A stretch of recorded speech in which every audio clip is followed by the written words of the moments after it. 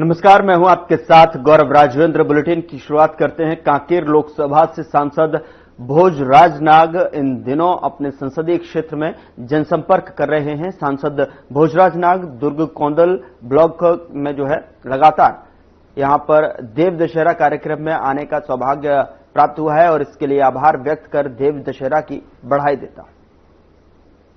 तो यहां पर बधाई दी है।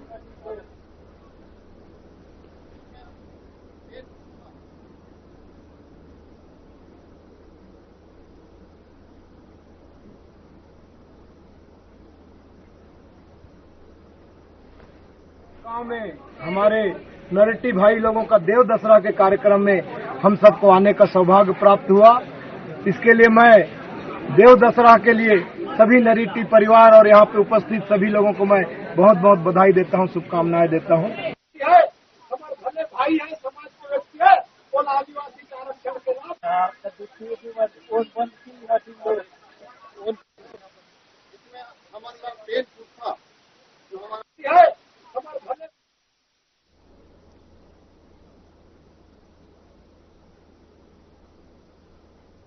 खबर राजनांदगांव से है, जहां पर विधानसभा अध्यक्ष डॉक्टर रमन सिंह के जन्मदिवस को लेकर बीजेपी कार्यालय में प्रेस वार्ता हुई, जहां पर बीजेपी पदाधिकारियों ने बताया कि तीन बार के पूर्व मुख्यमंत्री और वर्तमान छत्तीसगढ़ के विधानसभा अध्यक्ष डॉक्टर रमन सिंह का 73वां जन्मदिवस 15 अक्टूबर को है, जिसे लेकर स्थानीय शिवनाथ वाटिका में जन्मदिवस कार्यक्रम का आयोजन रखा गया है। वहीं डॉक्टर रमन सिंह बीजेपी के पदाधिकारी और कार्यकर्ताओं से भेंट मुलाकात कर स्वच्छता कार्यक्रम सहित वृक्षारोपण का कार्य करेंगे। तो वहीं डॉक्टर रमन सिंह ने कार्यकर्ताओं से गिफ्ट नहीं लाने की अपील की है। वहीं शाम को शहर के स्टेट हाईवे स्कूल में भव्य कार्यक्रम का आयोजन रखा गया है, जिसमें बॉलीवुड के मशहूर सिंगर कैलाश खेर समा बांधेंगे। इस आयोजन में मुख्यमंत्री विष्णुदेव साय भी शामिल होंगे।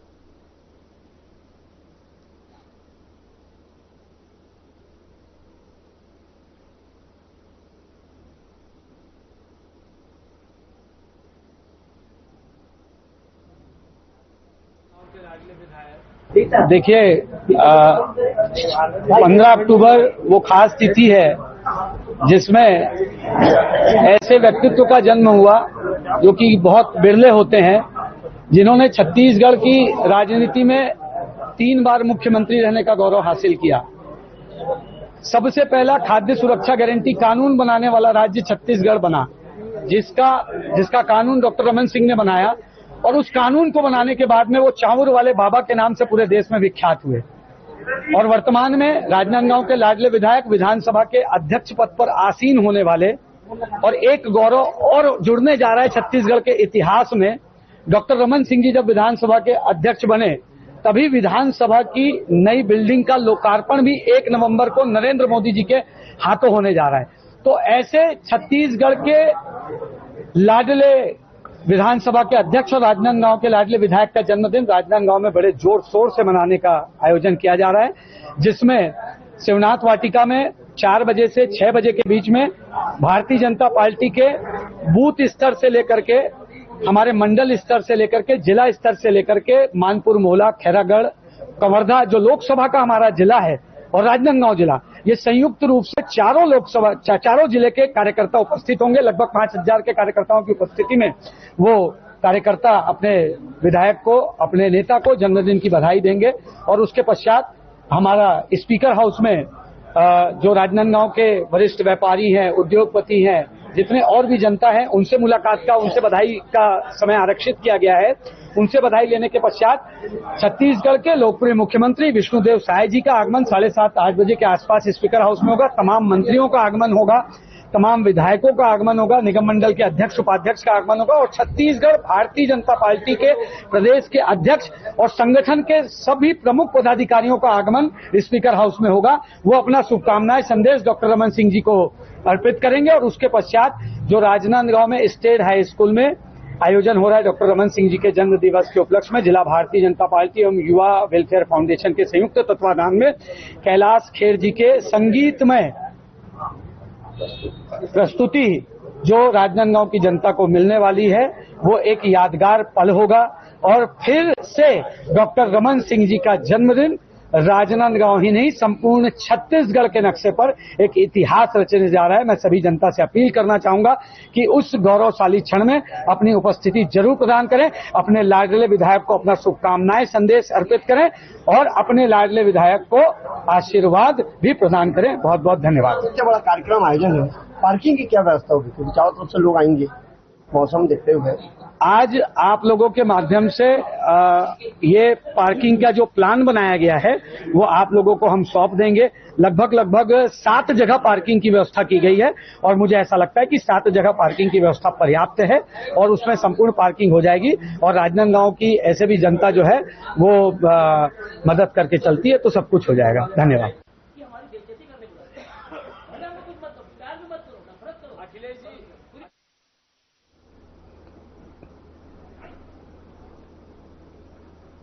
राजनांदगांव राष्ट्रीय स्वयंसेवक संघ के शताब्दी वर्ष के पावन अवसर पर विजयादशमी के अवसर पर शहर के चिखली बस्ती में भव्य पद संचलन का आयोजन किया गया और आपको बता दें कि कार्यक्रम की शुरुआत चिखली स्कूल से हुई, जहां सैकड़ों स्वयंसेवक गणवेश में अनुशासित पंक्तियों में कदम से कदम मिलाकर निकले।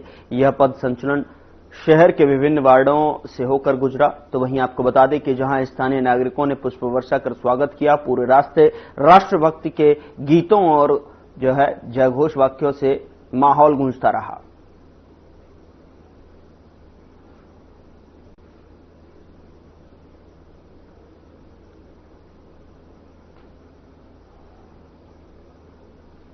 उधर छत्तीसगढ़ व्यावसायिक परीक्षा मंडल यानी कि व्यापम द्वारा आयोजित वार्ड और आया की परीक्षा देने आए परीक्षार्थियों ने गेट के सामने अपना गुस्सा जाहिर करते हुए हंगामा किया।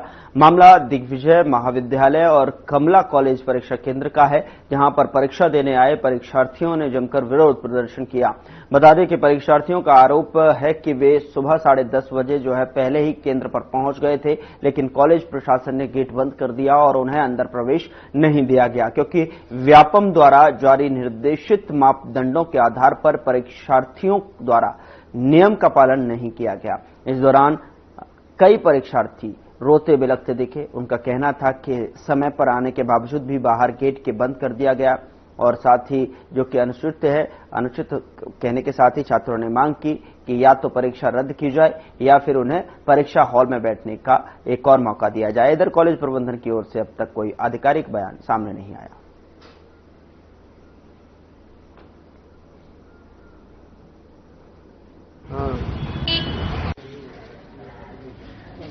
तैयारी तो उतना ज्यादा की नहीं थी और सोची भी नहीं थी कि मैं पेपर दिलाऊंगी करके, पर निकला वार्ड बॉय आया करके तो मन किया कि एक बार कोशिश करती हूँ मैं भी डाल के, तैयारी करने में क्या जाता है, कोशिश करने में क्या जाता है करके डाल दी। और पढ़ाई भी उतना ज्यादा नहीं की थी क्योंकि पढ़ाई भी बहुत दिनों से छूट गई थी, तो अच्छा लगा पेपर दिलाने में कि अब ऐसा लग रहा है कि मेरे को ज्यादा तैयारी करना चाहिए। आज वार्ड बॉय और वार्ड आया भर्ती परीक्षा 2025 व्यापम द्वारा आयोजित हुई और इसमें कुल अभ्यर्थी थे 4,412 और उपस्थित थे 3,204 और जिले में 13 सेंटर थे।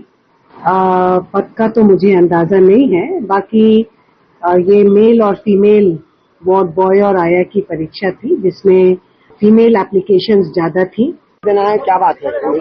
मैं आ गई थी सर, 10:30 को आ गई थी, पर यहाँ गेट लग गया था। हाँ। मैं विकलांग बच्चा हूँ, बहुत दूर से आया हूँ और मेरा छोटा सा बच्चा है, दूध पी रहा है, वहाँ पर है मेरा बच्चा। मेरे को आई हो? मेरे पति पकड़े हैं, वहाँ पर है। पेपर देना है थे? हाँ, क्या बोले अंदर, क्यों नहीं जाने?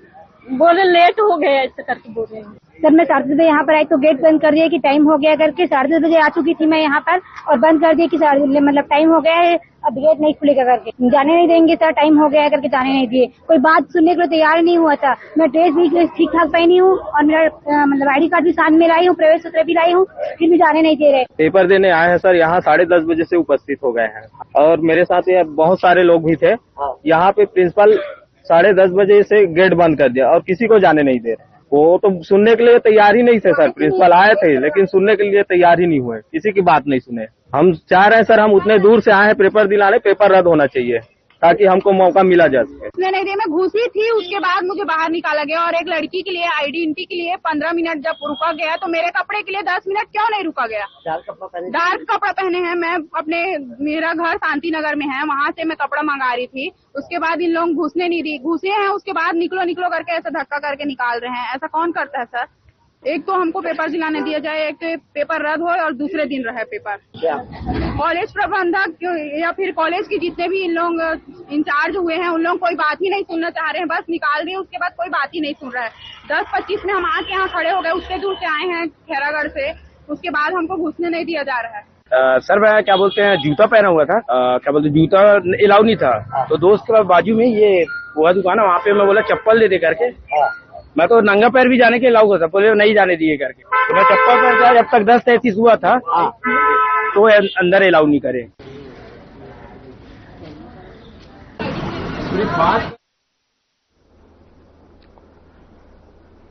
प्रधानमंत्री नरेंद्र मोदी ने शनिवार को नई दिल्ली के पूसा संस्थान से प्रधानमंत्री धन धान्य कृषि योजना, दलहन आत्मनिर्भरता मिशन और अन्य कार्यक्रमों का शुभारंभ किया, जिसका लाइव प्रसारण इंदिरा गांधी कृषि विश्वविद्यालय के कृषि विज्ञान में केंद्र में किया गया। तो वहीं इस मौके पर जो है केंद्रीय मंत्री तोखन साहू और तखतपुर विधायक धर्मजीत सिंह उपस्थित रहे, जहां इस दौरान केंद्रीय मंत्री तोखन साहू ने अपने उद्बोधन में कहा कि प्रधानमंत्री मोदी के नेतृत्व में किसानों के लिए कई कल्याणकारी योजनाएं लागू की गई हैं जो उनके जीवन में खुशहाली लेकर आई हैं। साथ ही उन्होंने नई कृषि योजनाओं की जानकारी देते हुए किसानों से दलहन उत्पादन बढ़ाने, नई तकनीकों को अपनाने और वैज्ञानिक पद्धतियों से खेती करने की अपील की है ताकि वे अपनी आय में वृद्धि कर सकें।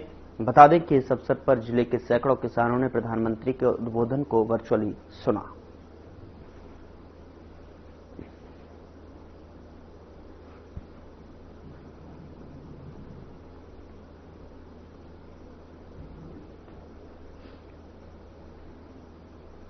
उधर बीजापुर जिले के कलेक्टर समित मिश्रा ने बहरमगढ़ ब्लॉक के इंद्रावती नदी पार स्थित सुदूर गांव बेलनार में स्थापित सुरक्षा कैंप का निरीक्षण किया, जहां इस दौरान जो है उन्होंने सुरक्षा बलों के जवानों से मुलाकात कर उनका उत्साहवर्धन किया और क्षेत्र की भौगोलिक परिस्थितियों पर चर्चा की। साथ ही इस दौरान कलेक्टर ने ग्रामीणों से भी मुलाकात कर उन्हें सरकारी योजनाओं का लाभ लेने के लिए प्रेरित किया। साथ ही क्षेत्र में विकास की गति तेज करने के लिए सुरक्षा कैंप की महत्ता पर भी प्रकाश डाला, जहां निरीक्षण के दौरान जिला पंचायत के मुख्य कार्यपालन अधिकारी नम्रता चौबे, सीईओ, जनपद पंचायत, तहसीलदार और अन्य विभागीय अधिकारी भी मौजूद थे।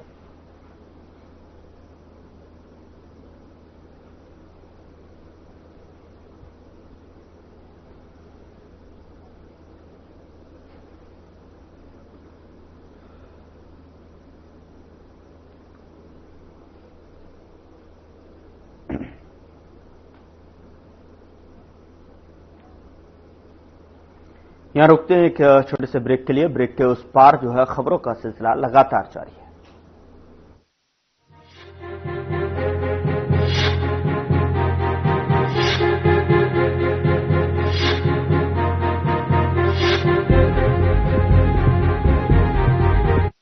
क्या रंग खिला, क्या रूप सजा, मैंने ही नहीं दुनिया ने कहा।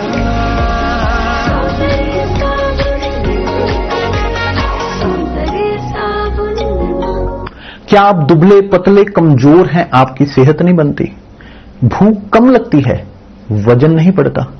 दरअसल मेन बात खाना पीना खाना नहीं है, मेन बात है खाया पिया लगना। और अगर खाया पिया लगेगा ही नहीं तो आपकी सेहत बनेगी कैसे? इसलिए हमारी संस्था सन्यासी आयुर्वेदा ने एक ऐसी दवा का निर्माण किया है जो कि आपके लिवर, आपके पाचन तंत्र को दुरुस्त करने का काम करती है, ताकि आप जो भी खाएं उसका पूरे का पूरा निचोड़ आपके शरीर को लगे, आपकी भूख बढ़े, खाया पिया सही से लगे, नया खून बने, हड्डियों में जान आए, वजन बढ़े और आप मोटे तगड़े खूबसूरत पर्सनैलिटी के मालिक बन जाए। सिर्फ 699 रुपए की पूरे 1 महीने की दवा होती है और आप इसे घर बैठे 011-45454545 पर फोन करके दवा मंगवा सकते हैं। नमस्ते, जय जोहार। मेरा नाम गंगाराम है और मैं उस छत्तीसगढ़ का किसान हूँ जिसे पूरे देश में धान का कटोरा कहा जाता है। आज हमारी खेती से जुड़ रहा है एक नया सहायक साथी, एग्रीस्टैक पोर्टल। एग्रीस्टैक एक डिजिटल सार्वजनिक ढांचा है। इसमें किसान की पहचान, जमीन का रिकॉर्ड और फसल की जानकारी एक जगह दर्ज होती है। यह सिस्टम सुरक्षित है और हमारी जानकारी सिर्फ हमारी सहमति से ही साझा होती है। इस बार सोसाइटी में धान बेचने के लिए एग्रीस्टैक में पंजीकरण अनिवार्य है। एग्रीस्टैक से हम किसानों को सीधा लाभ मिल रहा है। योजनाओं और सब्सिडी की जानकारी अब हमें तुरंत और सीधे मिल रही है। बस आधार और ऋण पुस्तिका लेकर नजदीकी सीएससी केंद्र या सोसाइटी जाइए। पंजीकरण बिल्कुल निःशुल्क है और कुछ ही मिनटों में पूरा हो जाता है। अब तक 24 लाख से ज्यादा किसान इस पोर्टल से जुड़ चुके हैं। अगर आपने अभी तक पंजीकरण नहीं कराया है तो देर मत कीजिए, यह हमारे भविष्य की चाबी है।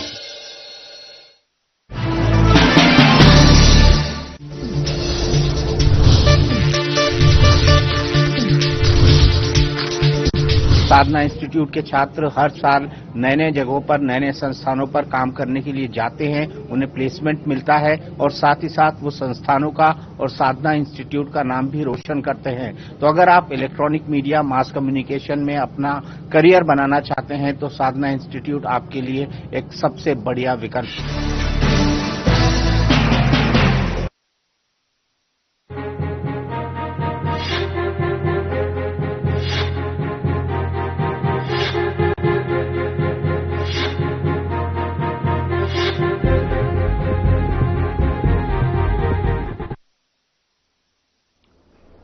ब्रेक के बाद स्वागत है आपका। खबरों में आगे बढ़ते हैं। त्योहारी सीजन को देखते हुए खाद्य विभाग के द्वारा सभी मिठाई की दुकानों में छापेमारी की जा रही है और मिठाई के साथ अन्य प्रकार के सामान, खोवा, पनीर, दूध और ऐसे कई सामानों की जांच की जा रही है, क्योंकि त्योहार के समय ही मिलावट ज्यादा की जाती है। 2 दिन पहले जिला कलेक्टर ने बैठक की और सख्त निर्देश दिए कि मिष्ठान भंडार की जांच की जाए। इसी को देखते हुए खुद बता दें कि खाद्य विभाग शहर के लगभग 12 दर्जन मिठाई दुकान में पहुंची और उनके सैंपल की जांच की गई और उनको नोटिस दिया गया। इसी के तहत में शुक्रवार रात को खाद्य विभाग की टीम ममता नगर, अनुपम नगर, बसंतपुर अन्य क्षेत्रों में लगे मिठाई दुकानों में पहुंचे। यहां पर उनके मिठाई, पनीर, दूध और अन्य सामानों की जांच की गई। उनके द्वारा कुछ जगह मिठाई, अन्य सामानों में मिलावट पाई गई, जिसे लेकर कार्रवाई की जा रही है। वहीं अधिकारी का कहना है कि त्योहार तक सभी मिठाई दुकान की जांच की जाएगी ताकि शुद्ध मिठाई लोगों को मिल सके।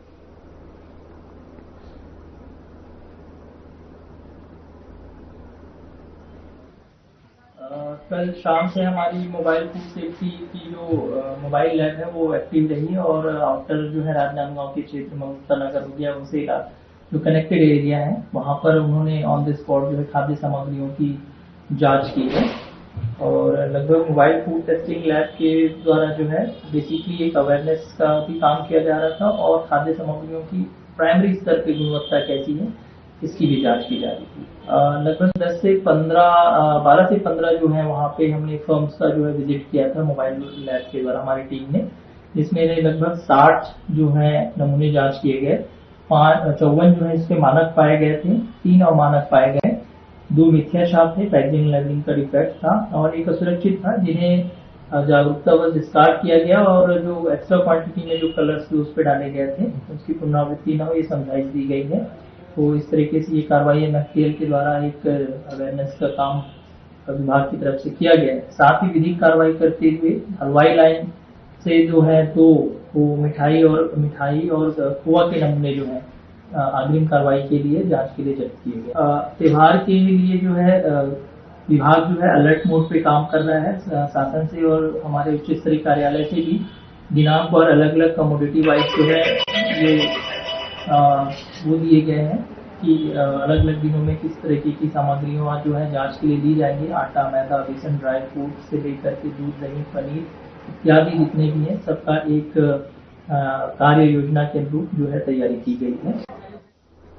राजनांदगांव के एक निजी शुक्ला अस्पताल में 2 दिन पहले हुई महिला की मौत के मामले में जहां एक ओर परिजनों ने गंभीर आरोप लगाए, वहीं अस्पताल प्रबंधन ने सामने आकर अपना पक्ष साफ किया है। उनका कहना है कि इलाज के दौरान हर मेडिकल प्रोटोकॉल का पालन किया गया। अस्पताल के डॉक्टरों का कहना है कि मरीज को भर्ती करते समय सभी जरूरी जांचें की गई थीं और सर्जरी के लिए विशेषज्ञों की टीम तैनात थी। सर्जरी के दौरान जटिलताएं अचानक बढ़ गईं, जिससे दुर्भाग्यपूर्ण स्थिति पैदा हुई। स्वास्थ्य विभाग ने घटना के बाद अस्पताल का निरीक्षण किया है और ऑपरेशन थिएटर को अस्थायी रूप से सील किया गया है, लेकिन जांच पूरी होने तक किसी भी नतीजे पर पहुंचना जल्दबाजी होगा। अस्पताल प्रबंधन ने कहा कि हम मरीज के परिजनों की भावनाएं समझते हैं, उनका दुख हमारा भी दुख है, लेकिन डॉक्टरों ने पूरी निष्ठा और मेडिकल गाइडलाइंस के तहत इलाज किया।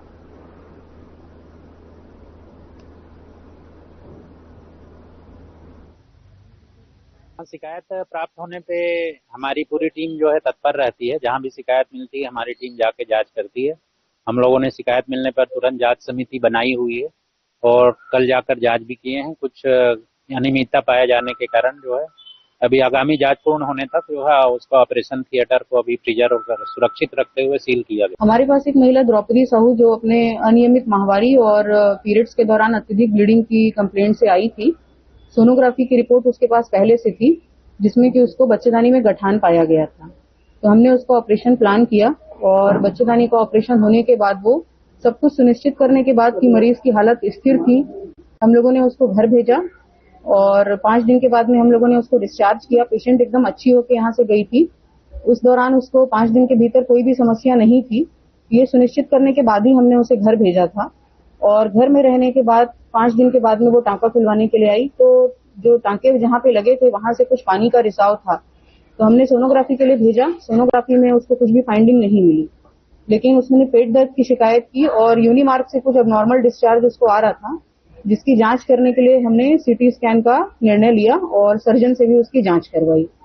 और सीटी स्कैन में कुछ लीकेज की बात बताई गई, तो उसी लीकेज को देखने के लिए कि वो लीकेज कहाँ से आ रहा है, हमने सर्जन के निर्देशानुसार एक्सप्लोरेटरी लैप्रोटोमी प्लान किया, ताकि हम ये देख सकें कि वो प्रॉब्लम कहाँ से आ रही है, वो लीकेज कहाँ से आ रहा है। तो अगर उनका आरोप ये है कि पहले ऑपरेशन में गड़बड़ी हुई है, तो हमारा बोलना ये है कि अगर पहले ऑपरेशन में गड़बड़ी होती तो मरीज 9 दिन तक अपने घर में अच्छे से नहीं रह पाती। उसको दूसरे या तीसरे दिन ही कोई पोस्ट ऑप प्रॉब्लम शुरू हो जाती, जो कि नहीं हुआ था हमारे यहाँ पे। वो अच्छे से अपने घर गई थी बिना किसी कंप्लेंट के। और दूसरा, उन्होंने भी आरोप लगाया है कि जिस डॉक्टर ने सर्जरी की है उसके पास सर्जरी की डिग्री नहीं है। तो हम इन आरोपों का भी खंडन करते हैं कि जो ऑपरेशन है वो विशेषज्ञों की टीम द्वारा किया गया है और महिला के साथ जो भी चीजें हुई हैं हम उसके लिए संवेदना व्यक्त करते हैं, लेकिन इसमें डॉक्टर की तरफ से कोई लापरवाही नहीं हुई है और कोई डॉक्टर ऐसा नहीं चाहता कि उसकी मरीज के साथ में ऐसी स्थिति हो। और हमने उसको बचाने का भी बहुत प्रयास किया। विशेषज्ञ डॉक्टरों की टीम थी, हमने पूरी मेहनत करी उसको बचाने के लिए, तो हमारे तरफ से कोई लापरवाही नहीं हुई है। सेकेंड टाइम ऑपरेशन होने के बाद मरीज स्टेबल थी, लेकिन जो है धीरे धीरे बॉडी में इन्फेक्शन तो था ही उसके।